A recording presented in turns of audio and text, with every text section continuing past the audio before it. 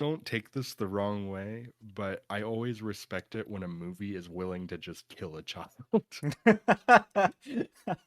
You hear that? Movies kill more children.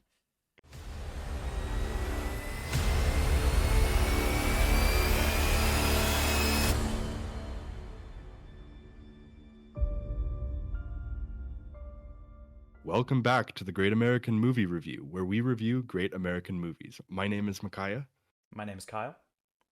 and this week we're going to be talking about the 1987 film The Untouchables.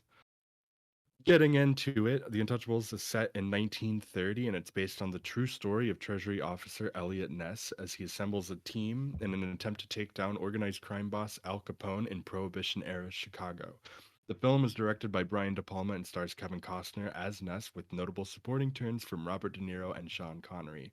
At a moderate $25 million budget, it grossed a respectable $76 million at the box office. That's $204 million on a $67 million budget in today's terms, which was enough to put it in the top 5 highest grossing films of 1987.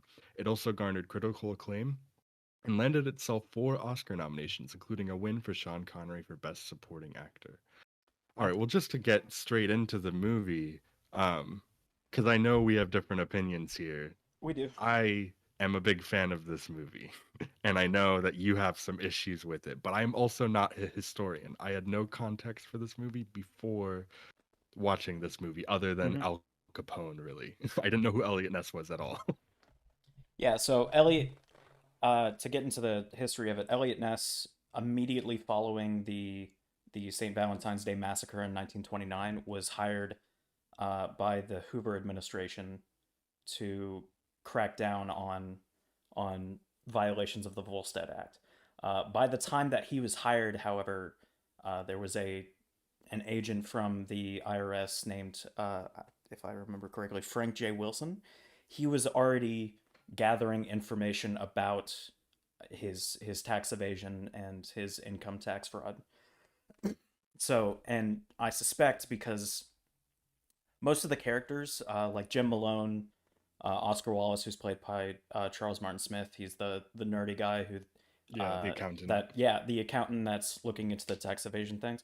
I suspect that Oscar Wallace is the character that's based for Frank Wilson because he Yeah, kind of some he approximations he of he looks multiple people. exactly like him if you look up a Oh, picture of Frank Wilson.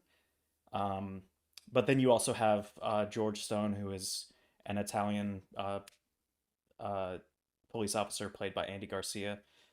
Um, and those are the main four. That is fairly close in numbers to how the actual Untouchables, how many of them there were. They started as an initial like 6, I think, and then at the max it was 10. mm. But I will say all of the people who were actually in the Untouchables, except for Elliot Ness, were completely fabricated for the movie. Yes. And I think it's Yeah. I think it's important to note as well that this is based on a television show. Well, it's it and the television show from the 50s and 60s are both based on the memoirs of Elliot Ness. So I think Okay. that's important to note. It's the screenplay was adapted from a memoir. Yeah, I had no knowledge of either the actual true events or the TV show hmm that it serves as the origin of this. Um, so my knowledge of this is strictly from this movie. But I had heard of Elliot Ness, but only because this movie existed, Right. which is just kind of an interesting thing. I watch it because just being a big film fan and being a big Brian De Palma fan, I just wanted to watch this. And this was before I really got into the weeds of Brian De Palma's filmography, but I've been doing that a lot in the last year, which is why I wanted to revisit it. And I'll Because note it's that I definitely, I have I have never seen anything by Brian De Palma. Not only that, I don't typically watch movies that aren't either history films or films that I actually want to see. So I haven't watched a lot of movies from the 80s. So yeah, I wouldn't know how to compare it with regard to crime movies from that era. I have seen the first Godfather and I have seen Goodfellas and I have seen a couple of of crime or mobster movies like Public Enemies and Legend with Tom Hardy. So Mm. I have seen a few films to compare it to genre Some gangster wise. Yeah, movies. some Yeah. gangster movies. This is the other side of that, which frankly I wouldn't normally be interested in a Prohibition era movie from the side of the law, Right. but Brian De Palma doing it is what interested me in watching this at any point. Hmm. But yeah, I mean, and it's a significant movie. Like I said, it ended up being one of the biggest hits of the year, that the year it came out, which is, if you were to look at that today, it's not the type of movie you would expect from that, but it's just kind of an interesting thing to see about it. I mean, $25 million in 1987. Where would that put it in the budget compared It's to the rest of the year? $67 million in today's budget, and the $76 million gross is 204 million. Right, but is that like the largest movie budget wise for the year or? No, not at all. That was a mid-budget movie for the time. You Mhm. know, they weren't making blockbusters in the same way. I remember, I think it was Terminator 2 is the movie that was like the first movie that cost $100 million to make. And that was And that was a huge deal. what was That that, was like like 1990? 1991, Yeah, 92. And then Jurassic Park was the second, like a couple years later. and that came out in 93, right? Yeah. Yeah. So yeah, I mean, this was a fairly budgeted movie, but I mean, it looks great. Like the attention to detail of the period and everything, like it really shows you how far the dollar could go on a film set in that period of time in Hollywood. Not only Especially that, but when you get the right people. I could definitely tell that they put quite a bit of time getting period accurate everything. Cars, Right. firearms, even the small shack that they were huddled up in right before the Mm-hmm. Canadian Mountie raid, and I'll get to that, but I will definitely get to that. The Yeah. the Mountie raid that they were, or the shack that they were in, and the I think the suits were made by Giorgio Armani, so they were fabulous. Yeah, and I heard that I don't know if this is entirely true. I just saw this on like the IMDb trivia, but apparently Robert De Niro got the person who made Al Capone's suits to make him suits for this movie because he really wanted to feel in the role of the character. Hmm. Which, if that's true, that's a crazy fact. It's also kind of strange how, and man, we're old, but we're what 45 years removed from this movie, and Yeah, we're almost 40 years. it's only about 50, 55 years Yeah. removed from the actual events. So Right, we're 35 years removed from the movie, and it's like but 57 years off 50. the event. Yeah. Well, I think it ranges from 29 to 31 because the actual trial for Al Capone Mm. was in 31. So Right. And this but movie just at the beginning it just says 1930 and it never says anything else. yeah, This movie, and they make something it that seem De like this Palma, movie is like a couple weeks in yeah, and for a timeline. De Palma's films are all very streamlined. They're usually not that long, over 2 hours. If they are over 2 hours, he keeps his movies very tight. Mm. Um, and so that's something that I think is a pro and a con in this case. But getting into the actual Yeah, let's go ahead and film, we can go ahead and start. yeah, so I mean, the movie opens with that great overhead shot of Al Capone just like getting a shave, which immediately is just like De Palma putting his stamp on it, which something that you'll see and I'll talk about a lot is just the fact that every single way that De Palma uses the camera in every movie that he does is just all so intentional. And there's not like a shot that happens on accident. There are basic like just shifting shots that are very simple, just pans and stuff, and they just express so much in it because everything is clearly laid out and clearly thought through.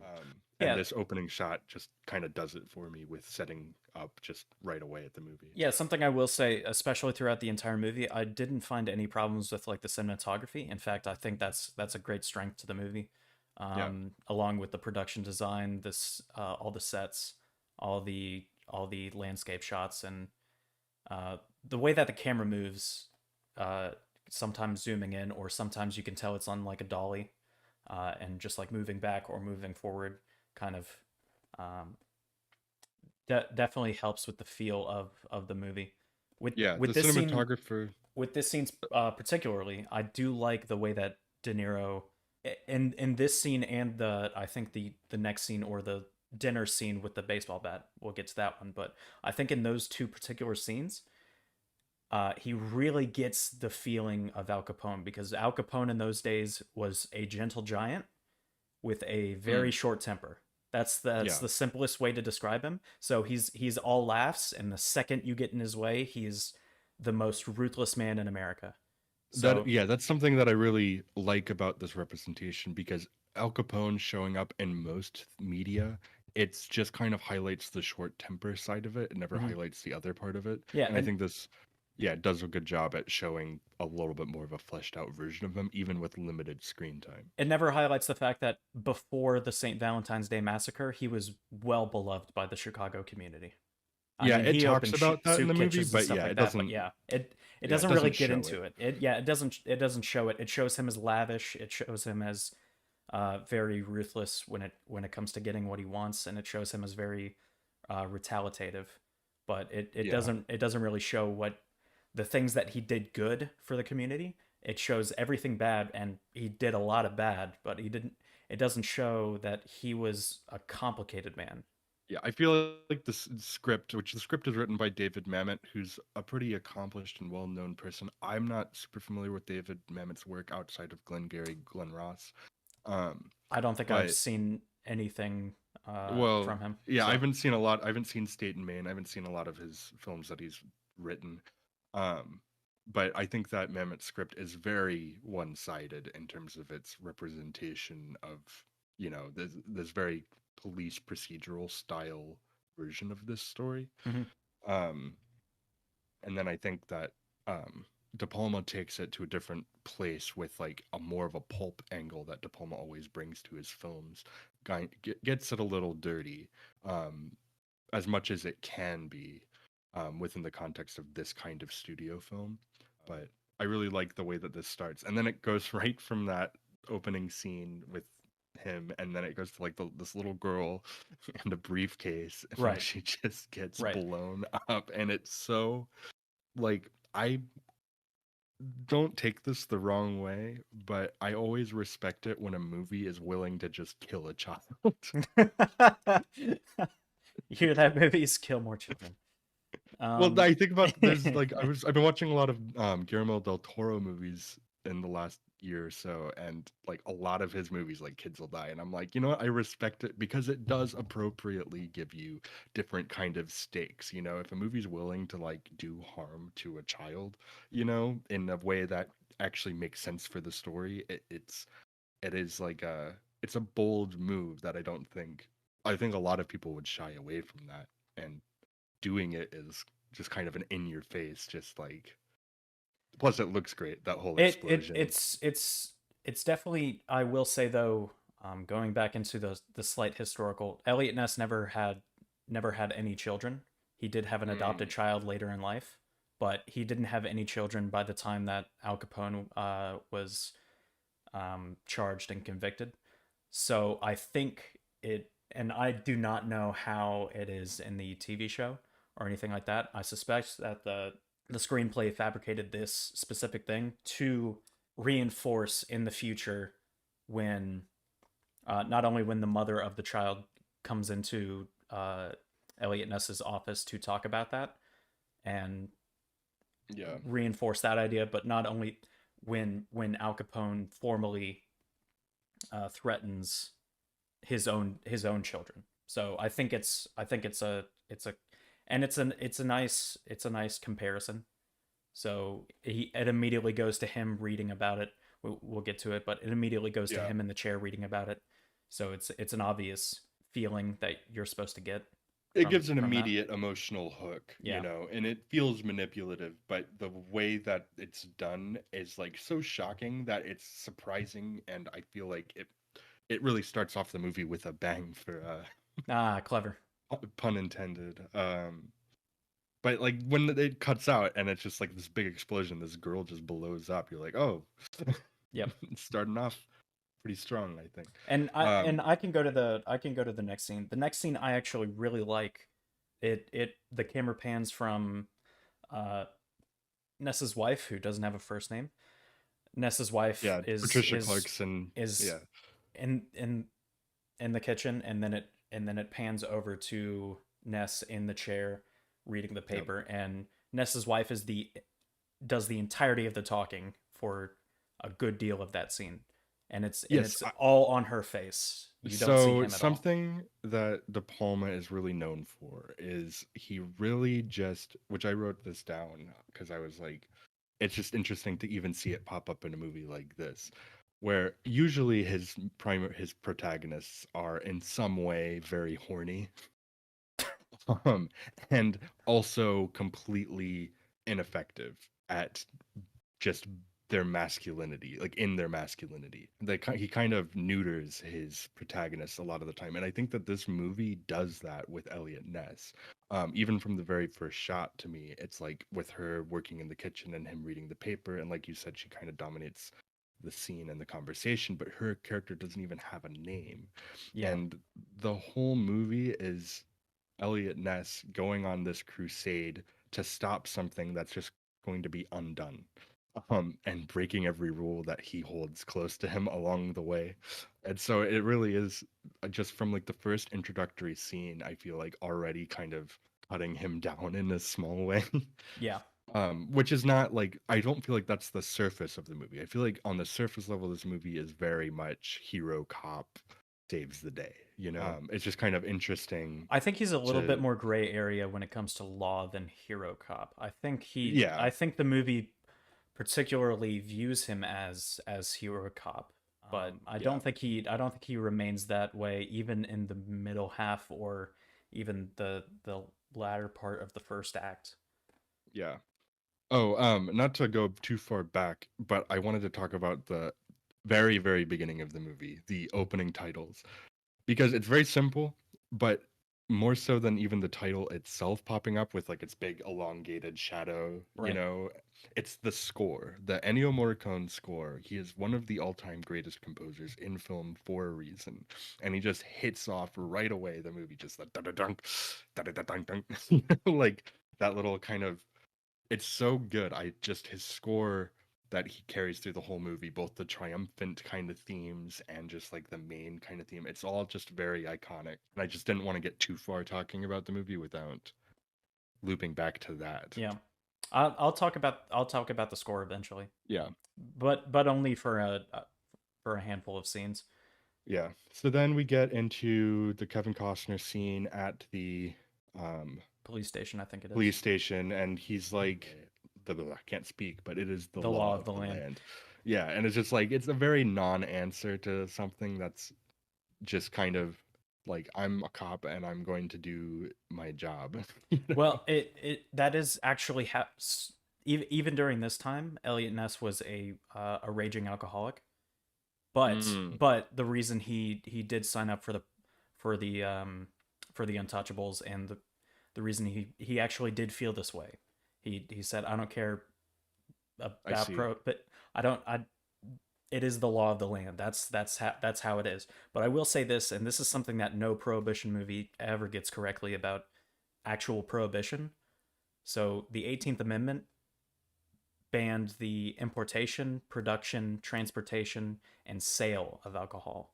It did not ban the consumption of it, or just the consuming of it if you privately owned it. Interesting. So that's the reason why, and even the White House. So Warren G. Harding, who was the president at the time, I think, bought up, or it might have been Woodrow Wilson, but the president at the time bought up quite a few whiskey bottles before it went into effect, and people were Ugh, buying whiskey, wine, harder or more alcohol content beers en masse right before it went into effect. And yeah, also, prohibition allowed for the sale of medicinal alcohol, as well as it allowed wine as like a communion wine for a church. So it wasn't banned outright. And when he says in the movie, to the police officers, I know y'all have had a drink in the past. I want you to stop. It just feels like the movie doesn't understand in a way that if they have private ownership of alcohol, they are not forbidden to drink it. Of course, if you're on the job, it's differently. But Right. um, even in those times, and you can tell later on in the movie, Jim Malone, Sean Connery's character, has a drink right before his final scene, and I'm glad that the movie didn't like speak on that. He just kind of or it just kind of glosses over it, because if they had gone into like, oh, he's a cop and he's drinking, therefore it's bad. And in Yeah. those times, if you had a drink, you're not a you did not violate the Volstead Act. Mm. It's when you go to a speakeasy and purchase a drink. That is when you Yeah. violated the Volstead Act. So I think Mm. there's a difference that I wish Prohibition movies had were able to differentiate. But Yeah, I think Prohibition is really interesting. I also think it's just one of the stupidest things to happen yep, ever in our history. It's I just so yeah, dumb. Like, I think it was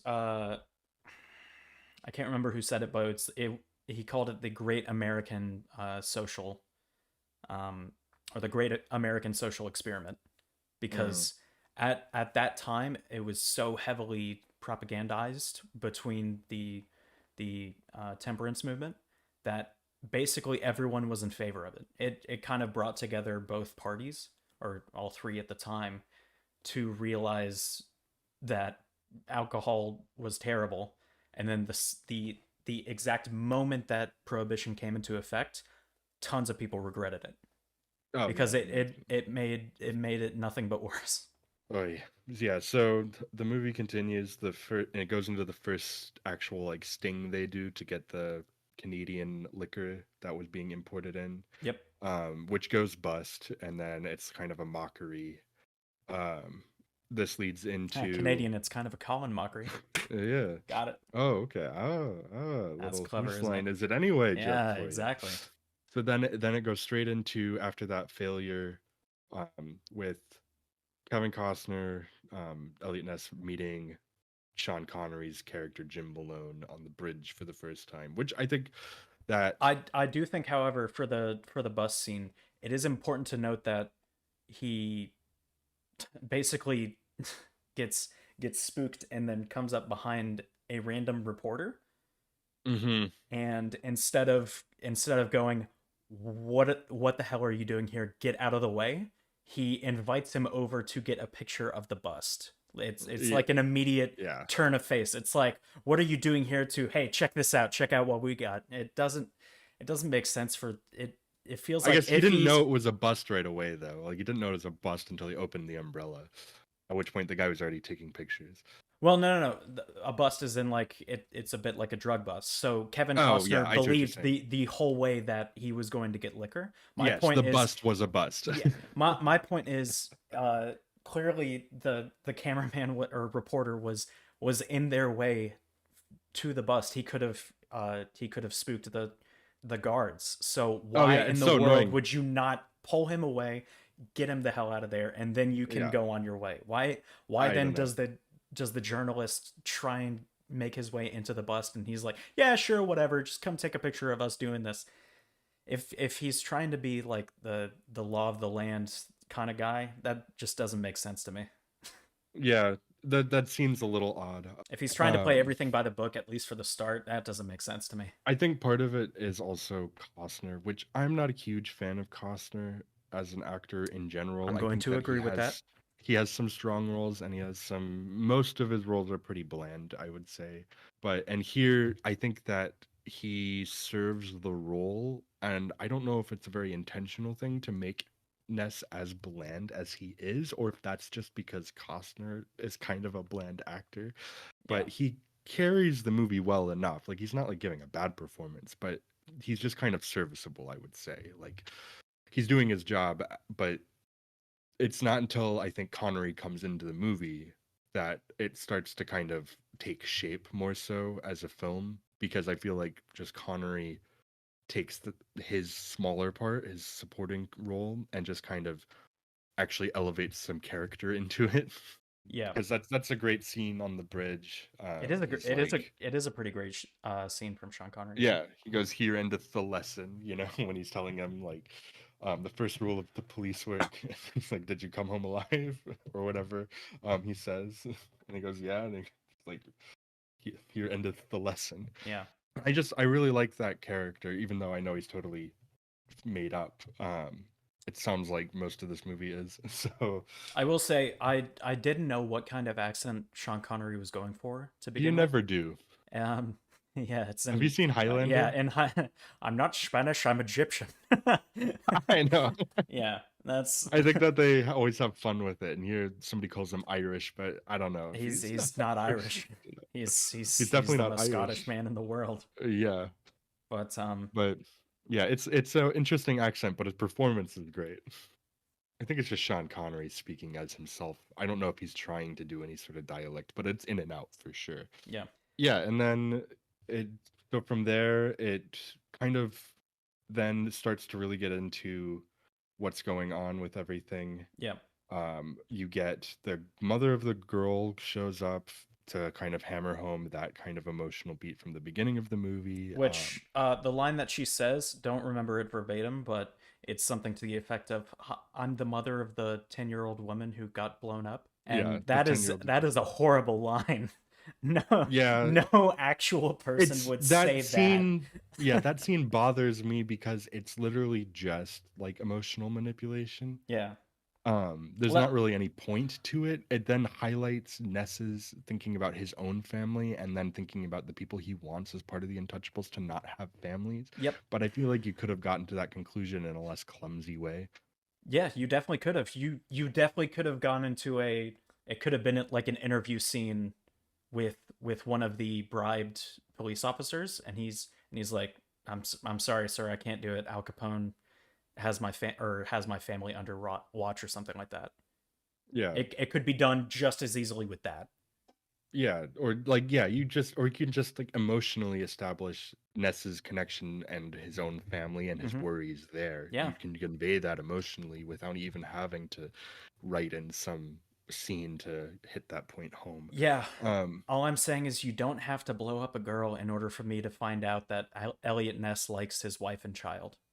yeah. Yeah, it's not Well, it's needed. not even yeah, it's more so just her coming in later in the movie and being like, Yeah. "I'm the one who my daughter blew up," you know? It's like, okay, this is just kind of emotional manipulation to Yeah. with a mean it's a means to an end, but I'm like there was less clumsy ways to do that. It's efficient, but it's not all that compelling of a way to do it. But yeah, then it kind of from here it starts to like once Connery actually says yes and joins him and they form the Untouchables, or they start to, and they're figuring out what they want. And he kind of lets Ness in on the fact that there's just so much police corruption, and that's the problem, you know, which is kind of lightly touched on in this movie as a whole, but not like very dynamically. Mhm. Um, but then, yeah, then it goes to them actually getting the other couple guys for it, starting with George Stone, Andy Garcia, um, who's Italian American with a he changed his name and everything. It's Connery important. says some racist stuff to Yeah, him. it's important to know with that scene. I don't recall that there was a single Italian in the actual Untouchables. So I Mm. suspect that he was added there to make it so that it wasn't as racist towards Italians. That's that's my theory. I mean, Because potentially. I don't know exactly, I but don't think that that character or any Italians are in the Untouchables TV show or in the memoir. So yeah. I think he was added for that reason. Which I mean, I believe that, which is fine if that's what you're with your when you're writing a script, you know, like if that's what you're choosing to do there. But Not saying it's a I critique. mean, I'm just saying it yeah, because I think it matters. I've always liked Andy Garcia, I actually but do he like Andy Garcia, and he's yeah. oddly enough he's my favorite character in the Ocean's movies. Oh yeah, yeah. Not only that, I think he does the best acting, especially because like he has to act across so many other great actors.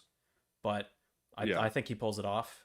In this movie, they give him that good scene opposite Sean Connery, but in my opinion, they give him no other good scenes. Yes, I agree. He's very much fodder and just Right? another Yeah. guy. They just needed a fourth guy, you know, because you couldn't they just just have needed a Costner and sharpshooter. Connery. Yeah, they Yeah, just you needed a couldn't. sharpshooter Yeah, for no reason. So yeah, he doesn't have that much character outside of that great introduction scene to him, unfortunately. But Um, they give I've already forgotten his name. Oscar Wallace. They gave Oscar Wallace the nerd guy from the IRS, and I think he was an agent of the IRS. He wasn't from the Treasury, right? I don't remember exactly where they It's said just, that he was from, it's but just kind of weird to me that they grab no other people from the Treasury. and they just throw him a gun, And well, not yeah, they throw an agent like of literally. they no, they literally throw him a gun. Doesn't make sense to me. Come with Even us. from the movie's perspective, it's like, can't we grab somebody who's like, I don't know, qualified? Yeah. But So but and then okay, so then you get the establishing of them, and then they have their first success when they go across to the bank and like go underneath and bust the first thing, which leads to the great scene with Robert De Niro at the oh dinner no, table, and hold he up, busts in the guy's hold up, head. hold up, because All right. I want to talk about one of the clunkiest pieces of dialogue that I Oh, are you know. talking about in the Yes, when they're I'm talking. busting him? Yes, I'm Yeah. talking about. So I suspect it's a. I don't know if it's a brewery or if it's just a holding station for Yeah. alcohol, but it's Either way. oddly enough the circumstances surrounding it are the most historically accurate, because what the Untouchables actually did was break apart breweries that were owned by Capone's Chicago outfit, and that's how Mm. they did most of their damage. They did about $9 million worth of damage at the time. $9 million worth of damage just from shutting down Capone-controlled breweries and that kind of thing. But so they break into it. The head honcho guy goes like, "Hey, what are you doing here? You don't have a search warrant. You can't come in here." I don't know why I gave It's him a some Boston bad accent, but ADR too. Like it's clearly like dubbed yeah. in So dialogue. Sean Connery like hits him with the butt of his gun and says, "What do you think? Does he feel worse or better?" And that is the stupidest line in the world. He couldn't have said, "We'll take it from here." Yeah, that Just scene like a is pretty nice "we'll awkward. take it from here." You have Yeah. to, I don't even know what that means. Yeah, Uh, that seems a little awkward, but then it yeah, and then it goes right into them like celebrating their first big success. yeah.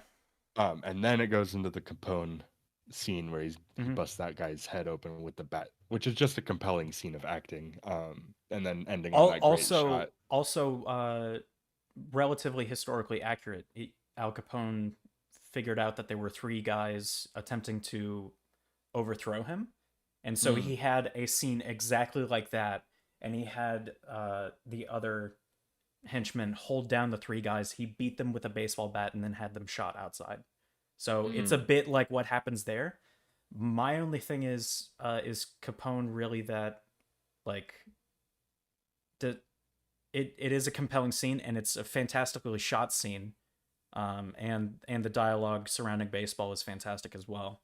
But what I don't like is, sure, he got busted. You have no idea how he got busted. Just that some heroic, zealous type Untouchables came in and busted him. He tried what he could to not give it away. Eventually, getting arrested.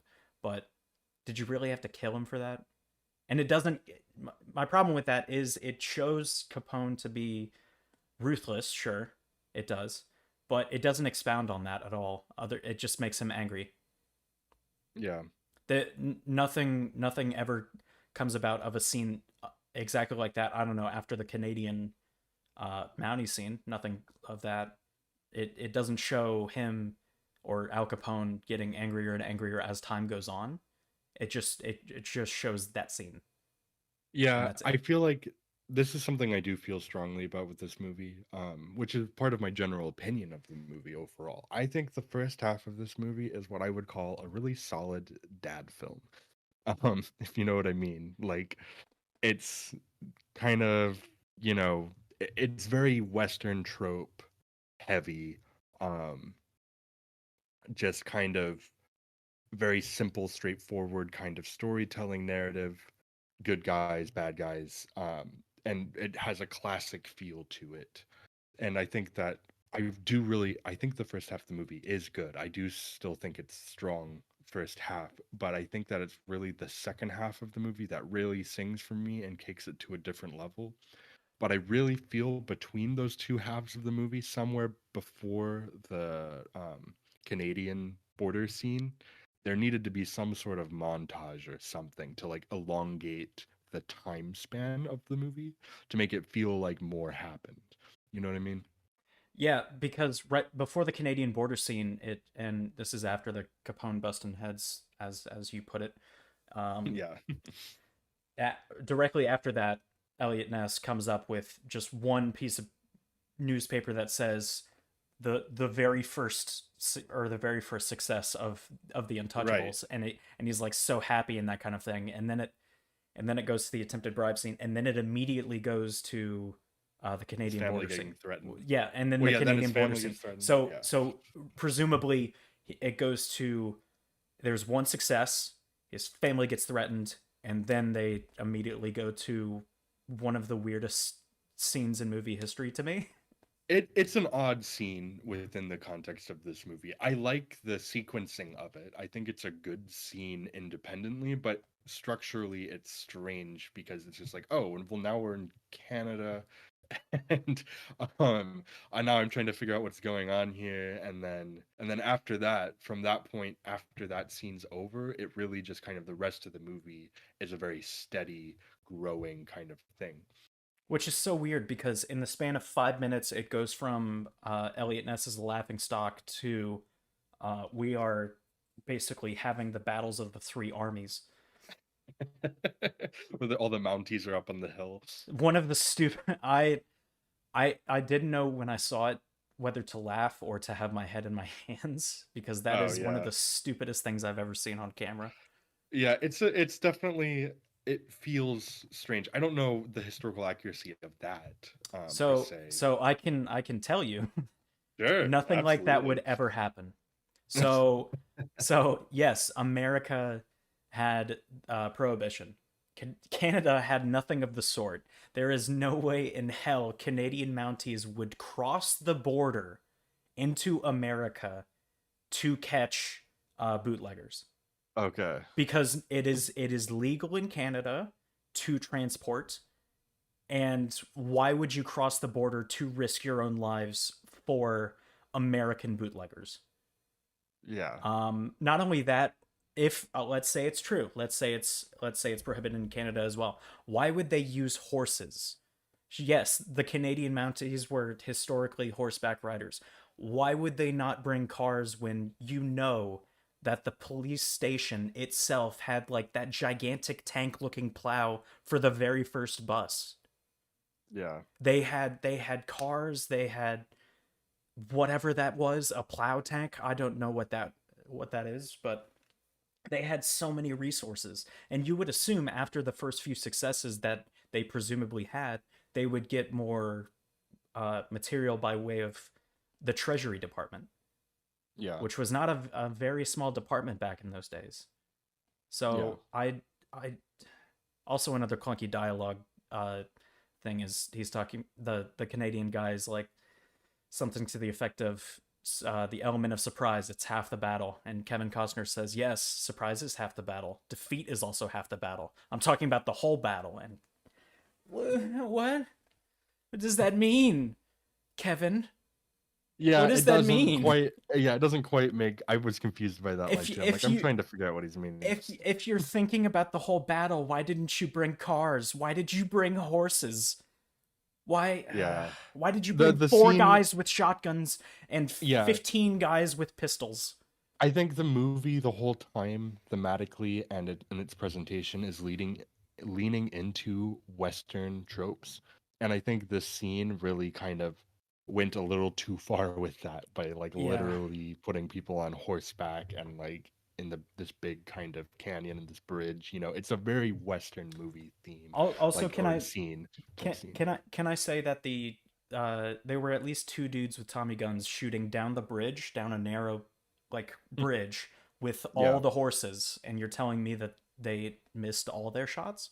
yeah. So There there are some, they're out there yeah, making stormtroopers look like sharpshooters. there are some fun things within the sequence itself. Like, I think that once the action kicks in the sequence, it's really quite good. Like, it's well done. I love the whole the car is coming at him and he's like shooting at it, and then he like the car stops above him as he like ducks under it. It's just a cool stunt. And then that leads into where they're in that little kind of shack and they do the interrogation See that scene, I which is like. great. It's a great That little like comedic, but also it works for the movie, yeah. what they're going for when like Sean Connery's like takes the dead body outside Yeah. and starts interrogating it and then blows its brains out to get the other guy to talk. Mhm. Yeah, I think that that that's a great scene. I actually like because at first I didn't realize what he was doing there. I thought he was just interrogated. I thought it was just meant to be the dude knew his partner was dead. So Yeah. Sean Connery was just kind of he was intimidating him by intimidating the dead body. And then I realized, Yeah. wait a second, he's actually like scared for the dead body. Oh, he doesn't know his partner's dead. Yeah, that's a good scene. Yeah. No, and that I think that kind of starts leading into after you get out of this whole interrogation scene, then they're bringing the guy back who's going to be their witness for the trial, and everything then surrounding that trial and getting a witness. That really becomes the rest of the movie and what it kind of is focused around. Yeah. And I think that the movie becomes smaller in scope at this point, and there's still half the movie to go. But I think its more narrow focus is where I Well, think De it Palma let turns his strengths come to play more in the forefront, and I think that's where the movie is strongest for me. it turns into essentially a Terminator esque like predator following prey between Frank Nitti, who Yeah, is the enforcer dude who is always in white, between that and the rest of the Untouchables, which I think is yeah. it is fairly compelling, but That I first police department scene after they're back with the guy and they're standing at the elevator is just the way that the camera's moving and the shot is, there's just like this unease to it. so That's just, this is one of those times that I'll talk about the score. The score yeah. is framed in such a way where every single time that this particular score comes up, you know that somebody's gonna die. Oh, yeah. I think it does give it away a little bit because every single time I heard that score, it's like, oh, okay, somebody's getting murdered. It kind of it is a good score for tension, but only for the first few times. So the last time it comes up, I think, is close to the end of the movie, right before the big or the action sequence at the end of the movie at the courthouse.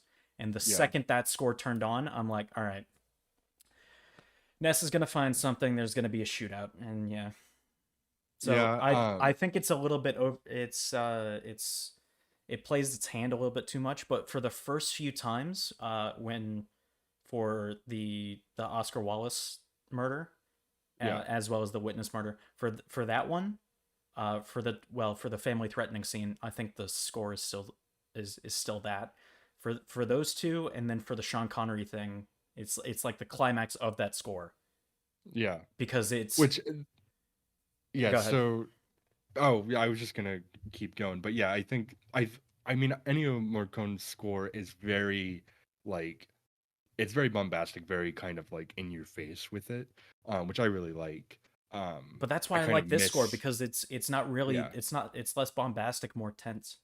Right, and so when the tension really comes in, I think that he nails it with like that thing. I can see what you're saying if Yeah. that like took you out of it by making you think, "Oh, this is going to happen," or this is the kind of situation it is. Well, the problem is But it reinforced it. Like each time I heard that score, I was like, okay, somebody's getting murdered, and then somebody would eventually get murdered. So yeah, I think that I mean for this section of the movie, I mean you get two of the Untouchables get murdered mhm. of the four of them. Within the course of 20 minutes. So, but yeah, you have the police station scene with the elevators where George Wallace and the witness get murdered, and then you have them kind of scrambling for a little bit to try to figure out what they can do next. Yeah. Before Sean Connery goes to the corrupt cop, and to get more information to find the bookkeeper. And once that information is had by Sean Connery, then it immediately goes to the next big sequence of suspense, which is so well done with its first person perspective and just kind of laying out this little apartment. It did way more than any movie ever had to do with a scene like this, but it does it so well, which is, It definitely did. I will say this as a person who's yeah, never seen. I don't know if I assume this is what Brian De Palma does, but this yes, is one of the best shot scenes I've seen. absolutely. It's so good. Definitely, yeah. and that whole scene just like is it's good with it has a nice level of surprise to it as Hmm. well because you get you following him and you see him moving through the house and it's from the perspective of obviously the guys who are there to kill him. Yep. And then eventually you see him and he's walking up to him and you're like, oh no. And then Sean Connery turns around and shoots the guy, Yep.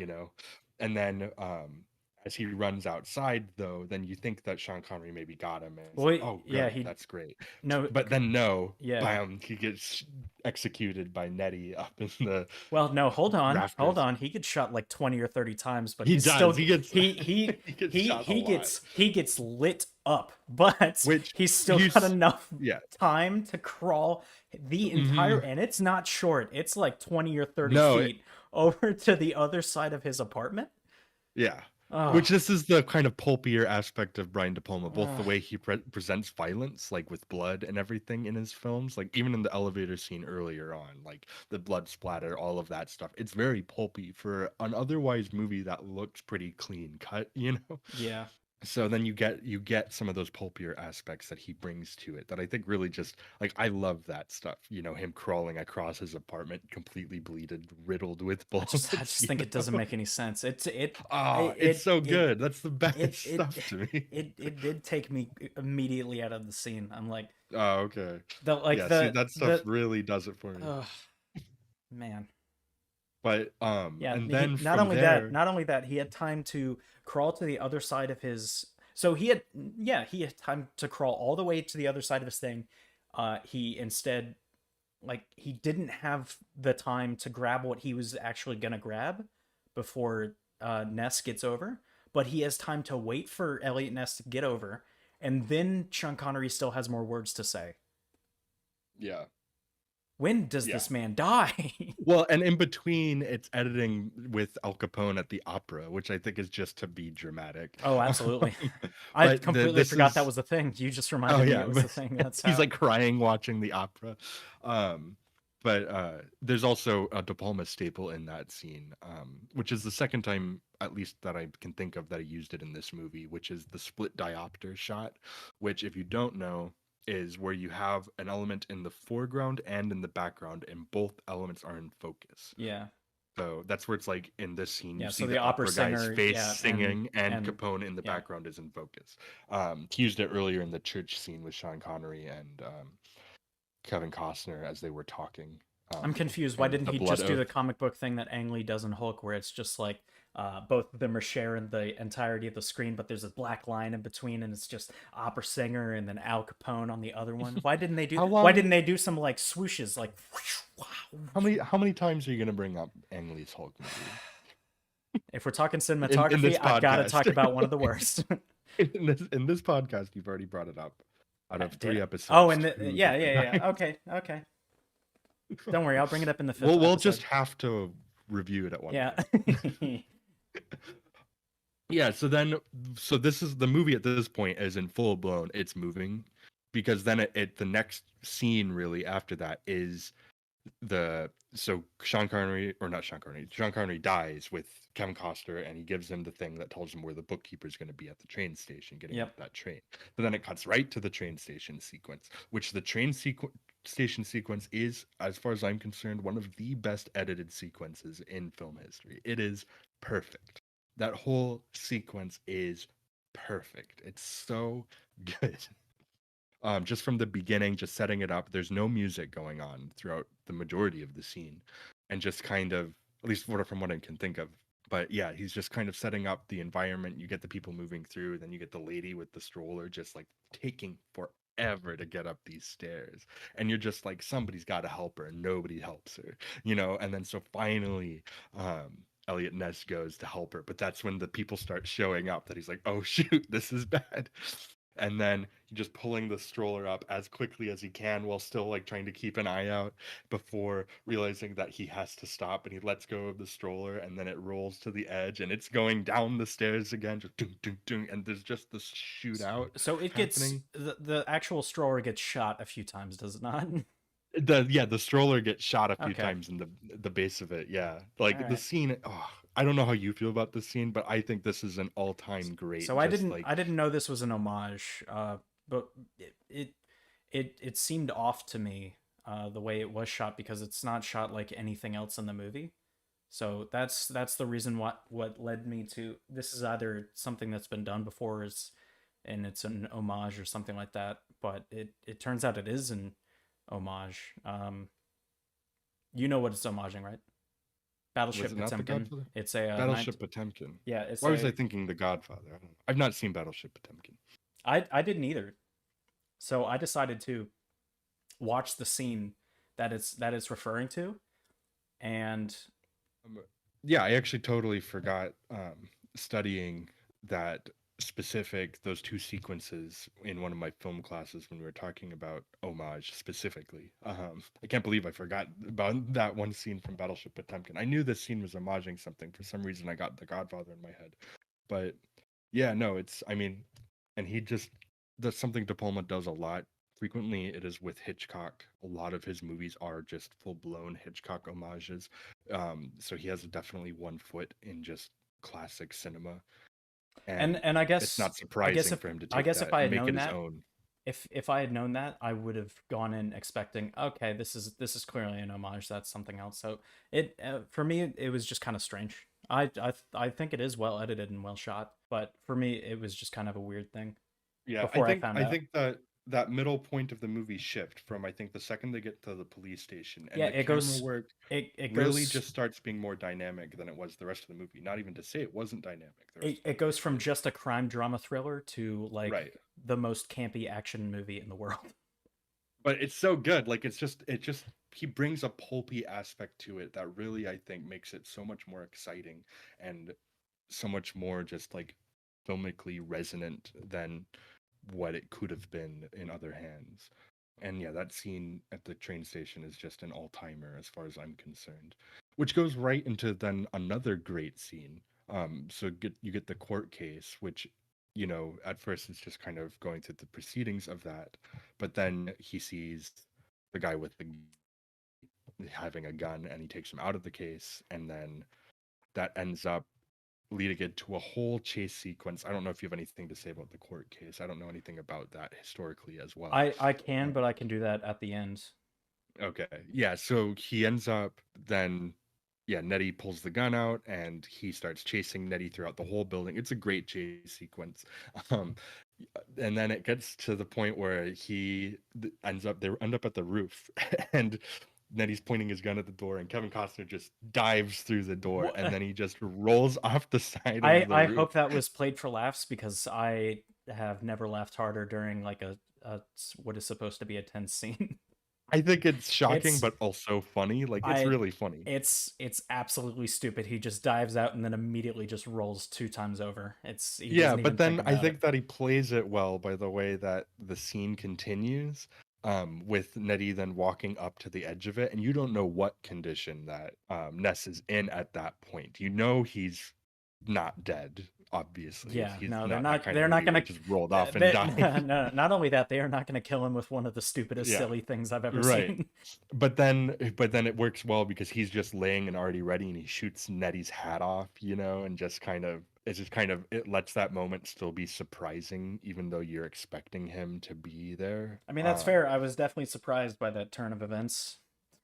Yeah. I could. That's what I can say. And then it keeps going to where he has Nettie pinned down. Nettie's like on this rope, So he and maybe they were trying to make it seem like a bigger building than it actually was. From what I gathered, it was essentially just a 5-story building, and it looked like Nitty was down to like the second or third story, and they were bushes. So he absolutely could have jumped and only like, I think he could have aimed for the bushes. yeah, that, I mean, there wasn't even an awning. That's a nice other guy's reference. But Yeah. no, I feel like he could have easily like jumped down and he would have been fine. Maybe I it's don't know. I bought the sequence as it was presented. Thought it was an interesting Wait, turn did he not have a for gun? them. He could have shot the window open. No, he didn't have a gun at that point. How did he lose his gun? I forgot the exact order of things, but I Did don't he think lose he his had a gun? gun on him at that point. But either way, Costner has him at gunpoint, and then Costner puts his gun away. He helps Nettie up, or Nitty. Is it Nitty or Nettie? Have I been Frank saying it wrong Nitti, this? It's Nitti. Nitty. Ah, man, I've been saying it wrong. Doesn't matter. He helps him up, Yeah, and you've been then saying it like Nitty Natty Light. says, "Yeah." Nitty says something really stupid. He's like, "Your friend squealed like a pig," or something like that. When he died. um, and then that just sends Ness over the edge, and Ness just throws him off the building and says the iconic I line. do like that Did he line. sound anything I like that? Oh no, I like the line a little bit after where Andy Garcia goes like, "Where's Nitty?" and he says he's in the car. He's in the car. Yeah, I like that line better than the did he squeal like that, or did he sound anything like that? Yeah, it's just kind of it's that funny kind of campy line that I really go for. Like I love the before the kill, after the kill lines, you know? I'm a sucker for that. So that one's a good one to me. And yeah, then the he's in the car line is also good. But then it just kind of goes in, and there's some discussion with the judge. There's some suspicion that the jury has been paid off. So then the judge says to change the juries, to which point Capone's side realized they could already completely lost. Then that wraps that So story. so Capone's indicted. not even historically accurate, but no way would a trial continue if the defendant who is judged as in their right mind, if their lawyer or team change the from a not guilty plea to a guilty plea, no way the trial would have continued if the defendant didn't want to go to a guilty plea. So Oh yeah, that's just a small thing, this movie's not a relatively, courtroom but drama. yeah, I can definitely tell.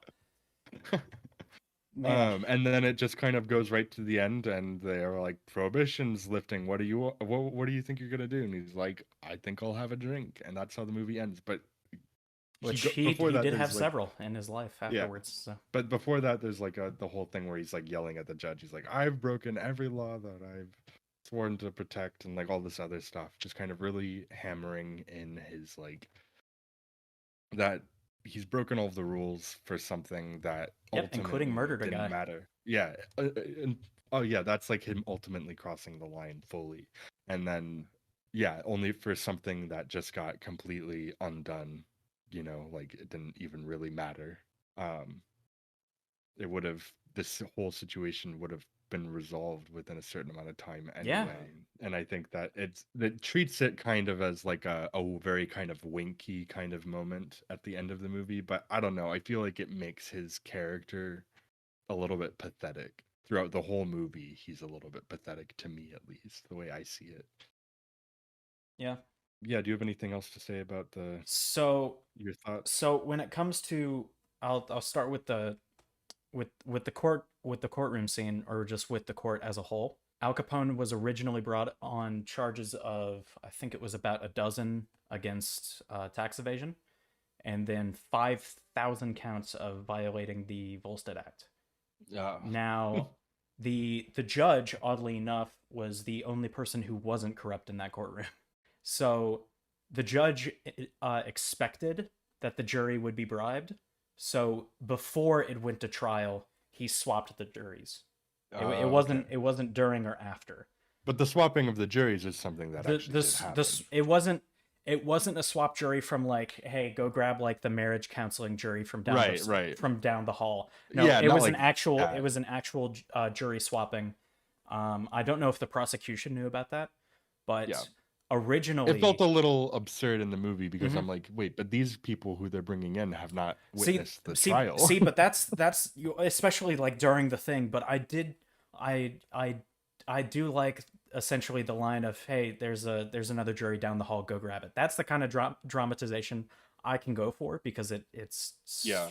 sort of believable, but especially given the historical inaccuracies of this movie so far. But Yeah. And it's a satisfying moment that even in mhm. just doing that, the whole Capone case just folds, you know? But so even after the juries are switched in real life, Capone went into a guilty plea for like 2.5 years, Oh, which okay. obviously is kind of low. However, the judge threw out all the Volstead charges and focused on the tax evasion charges. and Mm. he was only convicted on a few of the counts, but the judge sentenced him to 11 years. Oh, So okay. all I'm going to say is, when it comes to what the Untouchables did, yes, it hurt his business. He was a nuisance, and he did bring charges to Capone. But in the end, it it's kind of overblown what the Untouchables actually did to Capone when it comes to like actually convicting him. Yeah. It was mostly Frank Wilson and the IRS that convicted Capone, and the Yeah. judge, because the judge did a phenomenal job. Something I will say about the Untouchables as a whole is they were untouchable, yes, because they said no to any and all bribes, but they followed the letter of the law, as I guess Kevin Costner would have done in the beginning of the movie, or Elliot Ness in Yeah. the beginning of the movie. That was a bit like what they were doing the whole time. In fact, they were actually so successful that the scene of the first bust, where it turned out that there wasn't any alcohol in any of the crates, and the reporter got a snapshot of it, that would have happened close to the end of it. So eventually the real Elliot Ness got it into his head that he actually was kind of invincible when it came to like what he could do with just wiretapping and stakeouts. Oh, So yeah. so he would actually invite journalists over to the breweries that he was about to raid. And of course some of the journalists were on Al Capone's dime. So they let them know ahead of time, and that's what happened, like the first bust. So it kind of happened in reverse order. So I do want to have a small discussion of the we could do this during the scoring, but I think I'd like to bring up just a quick, what is the purpose of historical accuracy when it comes to movies? So it's a I philosophical Yeah, I thing, I mean, I grant, always but felt the first job of any filmmaker is to make a good movie, regardless of whatever you're telling. What is your, and also you have to think about what is the filmmaker's motivation for making this movie. If the motivation for it is to tell the story of this real life event and convey that real life event to an audience to inform them of that event, then historical accuracy is really important. This movie's purpose is clearly first and foremost to entertain. It is not concerned with telling events accurately, and it is not concerned with informing you. As far as this movie is concerned, it could be completely fiction. It is just based in certain facts, and they have a couple, like literally a couple of characters in Elliot Ness and in Al Capone that are truthful people, like real people. But I don't think this movie and De Palma had any intention of relaying this historical information to inform anybody about it, okay, the reason I asked that is because some people have that. Some people show this to classrooms as an educational piece. which I would never do. Okay, but where do we bear the brunt on the, and this is not me going into politics at all about Yeah. education or anything like that. Where do we put the blame, or where do we say somebody messed up here? Was it the teacher's fault? Was it the what? All I would have wanted, I would have felt much better about this movie if all it did was show that disclaimer that everybody shows nowadays, and it's just like this is a fictitious piece. This is based on real people, but in no way is it true. That's all I would have. Whether that's an obvious thing, or whether it's not. Some movies are more historically accurate than others. I've heard that the movie Alexander, which I cannot remember when it came out or who wrote it or directed it. Apparently, it is a boring movie, but it's one of the more historically accurate movies. So there are more Yeah. historically accurate movies that are worse movies, but they are more historically accurate. I think there's a distinction to be made, and I think it's important that some script writers take into account the fact that what they're making, if it's going to be viewed as a historically accurate movie but it's not, they should take that into account. That's all I want to say about that.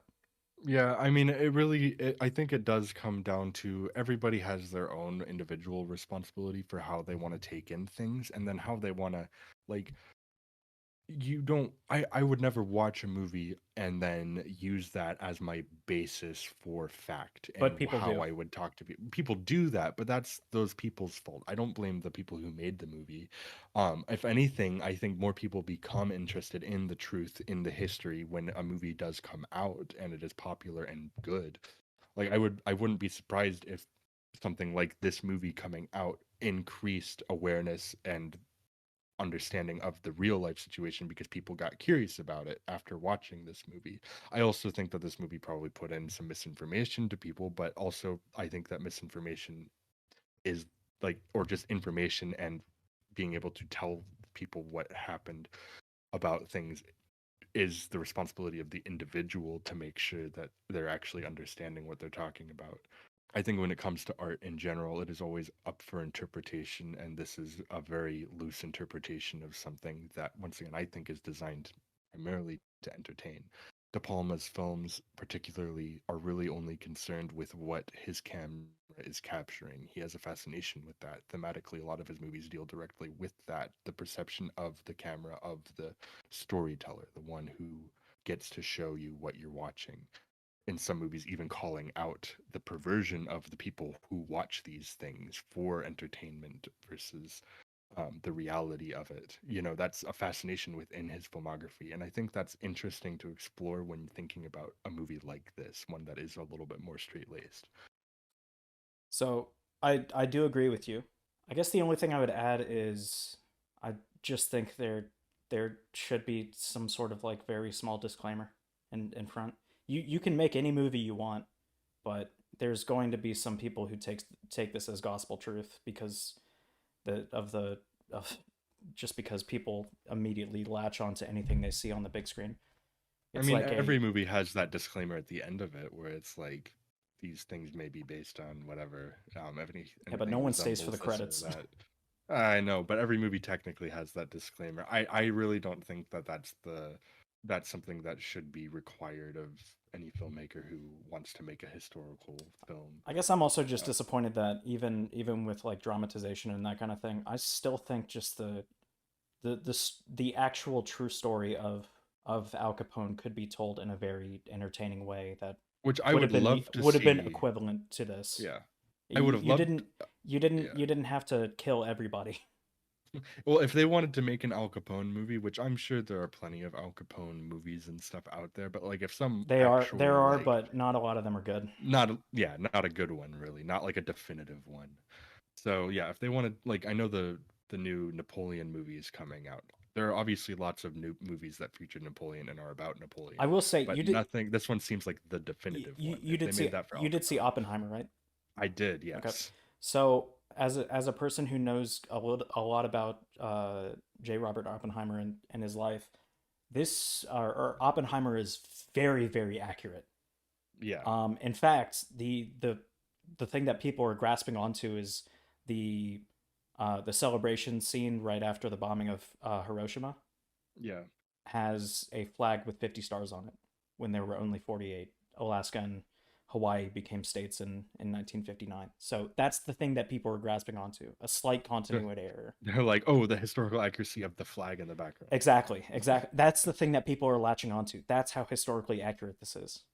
Yeah, It's probably just a subjective thing. I prefer movies to be historically accurate because yeah. I think there are some things that are like I mean life is stranger than fiction. So there are some things that you could straight up just film and they would be more outrageous than anything that the mind can conjure up. So Yeah, I think some of the difference too, like in another biopic that I watched, with I wouldn't classify this as a biopic by any stretch, but I've been watching this movie De Lovely. And I like finished half of it yesterday and then I had to stop watching it, but it's a really interesting take on that where it is a movie about a playwright, a very famous or not playwright, but a composer, but very famous composer, and it is going back and forth between him as an elderly, perhaps ghostly type person, watching a director put on the play of his life, and he has his comments on it as he's watching it, like, oh, I would do this differently, or I don't like the way that this is being represented in the movie. And the director will tell him, well, it's not your choice to do it. I am the director. I'm doing it this way. Yeah. Which I think is just kind of an interesting perspective on the creative process in adapting the life of another person or just any historical event, is that the person, whoever it's about, typically cannot be there to have input on it. It really is up to the person creating that. And I think that in the case of Oppenheimer, Nolan clearly has a deep fascination and desire to both understand and represent the person that their subject is very clearly and with as much respect and accuracy as possible. Whereas something like The Untouchables, I wouldn't think that De Palma would be gravitated towards a person like an Elliot Ness, outside of to maybe in Well, some way well, emasculate him. how much do we attribute that to De Palma, and how much do we attribute that to I cannot remember the screenwriter, but Mamet. I would obviously say the director does have uh a creative take on it. I think the screenplay, once again, I'm not overly familiar with Mamet, unfortunately, and kind of his leanings and tendencies and what is common in his writing.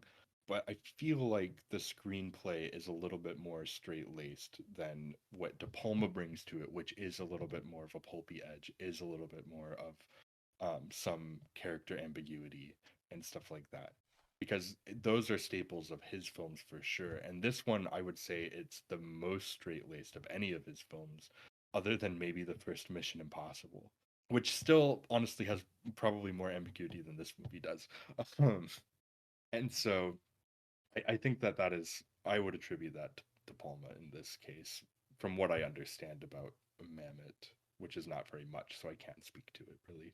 Yeah. Yeah, but if you want to, we can now get into the scoring Yeah, of it eventually. let's go ahead and get into that. We have our system still in place, same as the last couple of episodes, where we have our 10 categories. In the previous two, since they were more action films, we had an action category. This not being an action film, this being more of a period drama suspense movie.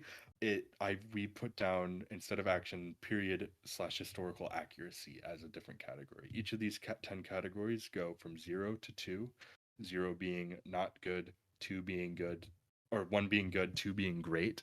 Yeah. And yeah, we just, that gives us some flexibility in how we score this thing. This is the show's rating. It's neither of our definitive rating for how we would rate the movie necessarily. This is just how we do it on the show. So yeah, the first category is writing. So Kyle, what would you say between 0 and 2 for the writing? So I think if we're taking this directly as a movie, I think there are tone differences that seem odd to me. There are straight shifts in plot that are jarring to me, and I think there are some dialogue choices that are stupid at best. I would give this a 1. I would also give this a 1 for writing. I don't think it's the most consistent thing in the world. There are some gaps to be filled in that I feel like kind of make parts of it feel a little condensed in ways that I don't love. And like you said, there are some weird writing moments that have me scratching my head. They're also in favor of it being still good. I think it's mostly still good, solid for the most part. But then there's also to contrast with some lines that make me scratch my head. There are also some great lines that I really like and do stick in my head. So for that reason, I would still say it's good and give it a 1. And if I'm going to take into account that this is an 80s movie and every single 80s air quotes action movie has those kind of lines, then I understand where it's coming from. Yeah. All right. So world building. This is something that I think is a pretty, the actual world that they present, the Chicago of 1930, I think is so beautifully recreated. And there are these great shots of them just walking across streets that are just full of cars and these old buildings. And the individual sets are all so good, with all of that. How do you want to differentiate between that and visuals? Because I think half could go in one and half could go in the other. Well, I was about to say that impacts both, obviously. Yeah. Visuals is more so, I think, like cinematography and special effects, whereas this is the specific actual world that they've created for the movie. I will say that as much as it looks great, I do feel like I wish that it felt a little bit more fleshed out. Yeah. The movie moves so quickly through things that I feel like I wish it just had some more breathing room to let the city of Chicago, because I, as much as I do, like, I understand it's Chicago, it never really gets to the Chicago part of it. You know what I mean? Outside of the fact that that is the setting. And especially because in the 1920s and early 30s, Chicago was one of the strangest, in either a good or a bad way, cities on Earth. Yeah. It is one of the most unique places in the world at this time. Still It kind of is, the but it yeah, definitely was then. yeah, it definitely feels a little generic in terms of what it's presenting. And then there's some weird stuff with like the Canadian border scene and some of the pacing of the movie. I don't necessarily think that, while I think the sets and everything and costuming is really great, I wouldn't say that the actual representation of Chicago itself feels like, you know how some people will say like the city felt like a character in the movie. You know, Yeah. this one I wouldn't say that that's true. So in that case, I would say that world building for me is a 1, not a 2. Yeah, going back to, we just did it, but Batman Begins, the Narrows actually do feel like its own thing. It feels like its Yeah. own character. Like it has character in it, and Yeah. it shows it in several scenes, to where I don't get any of that from this. It just feels like a style over substance thing. It's wide as an ocean, deep as a puddle. Yeah. It just shows you the suits, the hats, the cars, the buildings, and that's it. Everything looks perfect, but you don't really feel it. No, you. So I would personally give this a one as well. Yeah. Characters. Obviously, some of the characters are more fleshed out than others. Andy Yes. Garcia is his character is set up very well to be a good foil for the rest of the Untouchables, and then completely discarded. Yes. Um, and that's an odd choice. They choose to have Oscar Wallace be just nerd guy who turns into Rambo for a scene and then immediately dies. Yeah. It's a strange choice, but it's I guess character growth. He does have a very good scene. I'm surprised you didn't talk about this. The airplane scene where Costner and or Elliot Ness and Oscar Wallace are talking. I thought is a fantastically shot scene. It's very Oh clear that yeah. the airplane is on the ground, but you wouldn't be able to tell that. And it does look at the first part like they're just on a train, and then it pulls out and it shows the rest of the airplane. I thought that's Yes. absolutely It's amazing. yeah. A great way to do like a small scene like that. But Mhm. so Yeah, they that's the obviously De have Palma-isms for sure. they obviously have a dynamic between Oscar Wallace and Elliot Ness. It's a small one, and I really wish they had actually fleshed out Oscar Wallace as a bit like a Frank Wilson from real life, because I think he could have done a lot more for the actual movie, and it could have shown that sure Elliot Ness is the protagonist, but a guy like Oscar Wallace actually put Al Capone in bars, so it would have been a nice Yeah. like character development to where he did the most on the team, even though he's just the nerd that focuses on Yeah. paperwork. I think I that could think have I been think interesting. yeah, I think most of the characters, I think Connery is the most fleshed out, Connery's honestly. character definitely is. Um, I think Capone in the first uh-huh. two scenes that we see him is really I really think good. Robert De Niro makes the most of very little screen time with that character to Yeah, make him feel very fleshed out. but I think that's more so Um, acting than character. I think the character yeah. I is think very one dimensional for no reason. the first half of the movie is really more of the character stuff, and then the Hmm. second half of the movie is more of the suspense set piece stuff. And I definitely, Well, they like I kill off said, the two think most interesting characters. yeah, well, and I think that the suspense parts of the movie, like the second half of the movie, I think is the better half of the movie. And I think that's because the characters, while I think that there are some good characters in there, and overall I would say that it's a solid thing. It's another one I'd give a 1. But can I also bring up the fact that Elliot Ness's wife, who doesn't have a first name to this day, Ness's is wife. is the most useless person in the whole movie. Somehow the daughter has more to do with the movie than the wife. Yeah, yeah. Once again, I would say that this is a 1 for me with characters, just Absolutely, because I I don't agree think it's the wholeheartedly. strongest. Yeah. If it were not for Oscar Wallace, some of Robert De Niro's or some of Al Capone's and Sean Connery's character, I would Mm. absolutely give this a 0. I would, no doubt. Directing is I'll a let you go. strong two for me. Just as it is, it's a strong two for me. Again, I think there are some weird tonal shifts that I think I lay at the hand of the director. However, I do not watch Brian De Palma, so I'm going to go off of your on your word that De Palma does this quite often. So He really just imbues so much life into what would otherwise be very standard scenes. And then the second half is like it's just a tour de force with yeah, a few different key sequences that I think are just so well done. yep, Um, Definitely a two there. I'm okay gaming it too. Um, Acting, I think everybody's giving good performances. I think Kevin Costner is a really bland actor, but I think that that kind of works for the character as they're presenting him in this movie. Connery won Best Supporting Actor for this movie. Yeah, and I It's haven't hard. I Yeah. haven't seen any of the other movies that he was going up against, so it's tough for me to say that he didn't deserve it. Yeah, I don't know if he deserved it or not based on who he was going up Because against, but if I we're think he's I great. I'm always of the mind that if we're taking into account winning an Academy Award, it's always what were the what is the context for the award, because obviously some Academy Awards are better than others.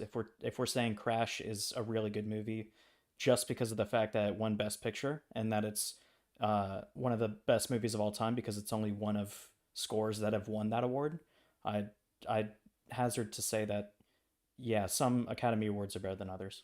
Yeah, but watching the movie though, I was like, he's clearly the standout among the actors Hmm. in this movie. De Niro doesn't get nearly as much screen time. He does stand out in his scenes, but he's not interplaying as much with the rest of the cast. Yeah, Whereas Connery gets a lot more to do with in like interplay and context of the film itself. And I think that he really is the standout of the yeah. movie from an I acting I definitely perspective. I definitely would say he is the best actor Yeah, on I don't on the think screen. yeah, I think that the characters, while a little bit underwhelming in a lot of aspects, I think the acting all works and is good. So for me, this is where it's like I'm kind of like a 1.5. So the thing about De Niro for me is the fact that he's good in the first two scenes and then he's just kind of hamming it up Yeah. most of the time. I think it's not exactly what I would call a good actor in the rest of the scenes, because good acting doesn't just mean like being dramatic for the sake of like being in front of the camera. Al Capone definitely could do that, and we're talking about character and historical accuracy Yeah. here, but in my opinion, it's a bit much. He's overacting in a way. Um, Yeah. and I would say for what they're given, Andy Garcia is a great actor in this. For what he's given, Charles Martin Smith or whatever Oscar Wilde's name Yeah. is doing a fine job. Kevin Costner is a huge standout for just being, yeah, just very bland. I can tell he's acting, but man, do I not feel it. Yeah. Uh, I I acting if I we wanted to introduce a point 0.5 system to this, then I'd be willing to give this a 1.5. Nah, because I just want to give this a 1 and move on. Okay, we'll give it a 1 as then. as Since I'm on the cusp, I'll let you make that decision to a 1. yeah, yeah, I'm gonna give it a 1. We'll see how the rest of it goes, but I Yeah. think it's sure it's a solid one, but it's still one. I'd still consider it just good acting. Just because Yeah. one person won an Oscar doesn't make it.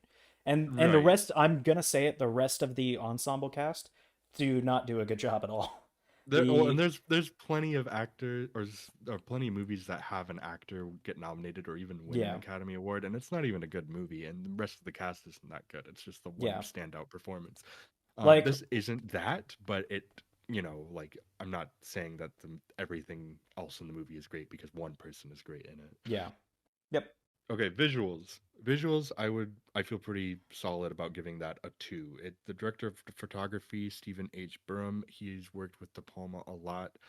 He's shot some iconic movies. He's shot Apocalypse Now, I believe. And this movie looks great the whole time, and also going into kind of the setting and sets and everything. While I said that in the world building, I think that there are some things that feel empty. That's not really part of the visual side of things. Everything looks perfect, the Hmm. whole movie. So I would give it visuals an easy two. If we're talking cinematography and effects, yeah, I would give it a two as well. The cinematography is probably the high point for me for this movie. Yeah, the other Oscar nominations besides supporting actor, which it won, I thought it was production were design, art direction and costume. sets, costumes, and original score. Yeah, I don't know how it Um, wasn't nominated for cinematography because I think the cinematography is the best part of the yeah, film. I mean, and I don't know what it was going up against, so that's another thing. Like, Hmm. what else came out in '87 that I don't it think I've wasn't? watched a single movie from '87 unless I went down a list. I've probably seen a few, but Yeah, I'd have to probably go on not a anything list to that's know. been nominated for any of those awards. Yeah, but yeah, and then editing. For me, editing is a two. I know that there are a couple of things that you took issue with, How are we but describing editing? How are we differentiating that editing, from like how we're directing or cinematography or anything like that? I mean, editing's the actual like shot constructions Hmm. of like putting shots together, and it's also color correction and just stuff like that. But it's just making the consistency, the flow of the movie.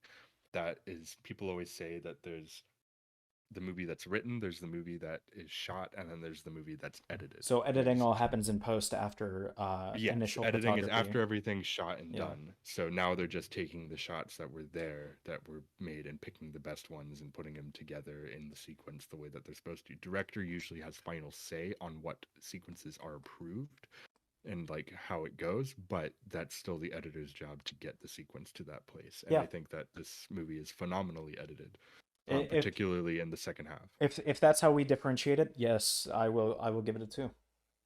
Yeah. Sound. Yep. Sound is great. I would also give sound a two. The score is incredible. I know that you have the issue with the repeating thing on like It's the it's sound, but that wouldn't again if that's on the hand of the composer or whoever's doing the sound design, or if that's on the editor itself. That was the other reason why I was trying to figure out what exactly editing is, because these that one initial score and most of the dramatic scores, some of the action scores I find a bit to be like too derivative for like 80s action movies, but most of the score I will say is very very good. I yeah. don't know if the score choice for the scene is on who. If that's the case, then I would give this a very strong one.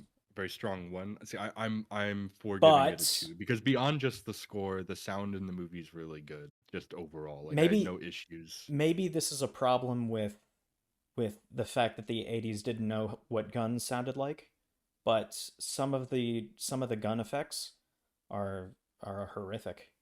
Well, I also feel like that's part of the pulpiness that De Palma brings to his films in terms of how guns, and also in '80s gun effects are also a thing. But I think that Yeah, if I have to the take that into context, I guess it still doesn't matter, but man, I'd give sound a two. Just that's I feel pretty strongly about it.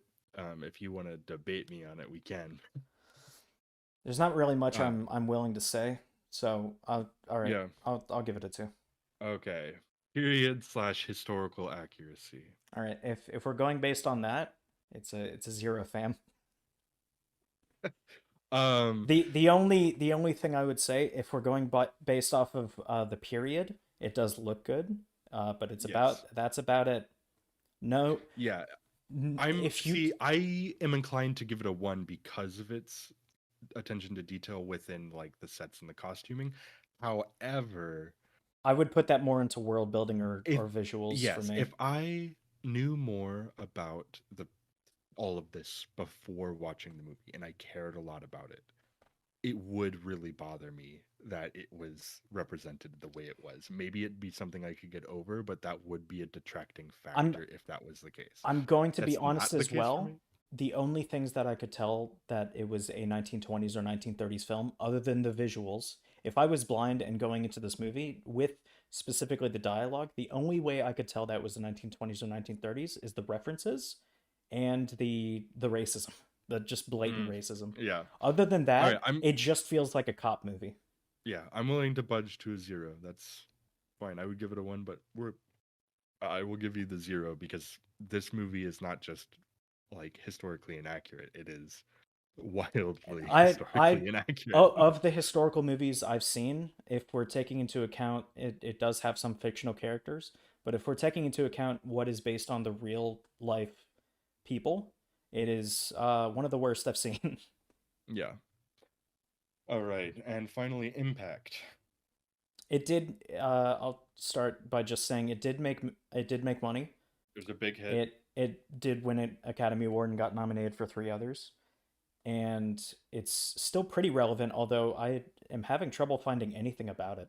For Yeah, it's very unknown today. I I would say. feel like it's fading a little bit from Yeah. memory for a lot of people, despite the At fact that it was a big hit in the time at that it least came out. compared to like a Goodfellas or Right. Usual Suspects or obviously The Godfather. I will say this As like a movie existing is the only reason that the name Elliot Ness ever registered to me as something that was significant. Like yeah. that's the only reason I know about who even that person was. Before I ever even watched the movie, I just knew that this movie was about him, Hmm. and because of that, I knew that person existed. Yeah. And it made me more aware of that to some extent. Obviously, it's not very accurate historically to who that person actually is, but given that this movie's existence led me to even know who that person is, and on top of its acclaim and its awards acclaim and its financial success, I would say that this movie's not a 2. This is not like a definitive, like, this movie is culturally significant to that extent, but I Yeah, do if we're think it talking is to great some extent. impact, it's definitely not as culturally significant as other movies could be, Yeah. especially from So the I think it's a 80s. So yeah, I think I it's a think a 1. solid one is yeah, Yeah, I think it is I too. agree. That brings us to what is that, 13 Yes, 13 out of 20. as a 6.5 out of 10. Mm. See, I would rate it higher than that, but I know that you would not. I would actually not rate it that much if we're actually going into the rating of the movie. I would probably give it a 6 out of 10. So Yeah. we're not too So far off from me. no, not so. Yeah, that's why it's the scores show or the The show's score score. show. Okay, permission to change the podcast name to the score show. The score show. The score You can show. leave that in too. Like I am cut that absolutely out. leaving that in. That's hilarious. Yeah, so 6.5 out of 10 or a 13 out of 20. It's not that. Yeah. Yeah, that's yeah, that seems to be somewhere that works for us. Yeah. So that's it for the discussion on the Untouchables. Next week, Kyle is picking the movie that we're watching, and I don't know what that is yet. So what is it, Kyle? You've seen In Bruges, right? Yeah, Yeah, you've seen it. we can do In Bruges if you want. I love In I Bruges. really want to do In Bruges. Do In Bruges. All right, let's do In Bruges. All right, one that I've only seen it once, but I loved it, and I've become a big fan of Martin McDonagh with Three Billboards Outside Ebbing, Missouri, and I have Banshees seen of that one. Inisherin as well. I have seen that one. I haven't seen the other one. I've seen Three Billboards. I have not Hmm. seen, although I've seen snippets of Seven Psychopaths. So I don't love Seven Psychopaths, but I do love In Bruges and those other two. I would So probably like it I'm only because excited. the actors that are in it. I mean, I Oh like yeah, every single one of those actors that are in it. for sure. Anything with Yeah, Sam no, I Rockwell. mean, yeah, Banshees is really bleak. But I mean, not that Three Billboards wasn't, but Mhm. for some reason, Banshees just hit an even bleaker note for me than Three Billboards did, despite the fact that it has such an absurd premise. But yeah, no, I'm excited to go back to In Bruges and Yep. check that one out. All right, so that'll I be also what own it, we so watch. I don't have to rent it or anything. Nice. How do you want to sign off or do an outro? Yeah, I mean, I guess I can end by being like, my name's Mikiah. You can find me on, I guess I would say Letterboxd at Mikiah M. But And I'm um, Kyle. You can find me absolutely nowhere. Stay away from me. all right, I guess that's our ending to this clumsy. That's our clumsy episode ending, Well, but no, that's you fine. just do what I did for the Batman Begins. Just give like a final, or just record a final like thing at the end of Yeah, it, and then we'll just do. play that over the music or something like that. Okay, But sounds good. Thank you for joining us this week for the Great American Movie Review. Be Be sure to join us back here every Thursday for new episodes.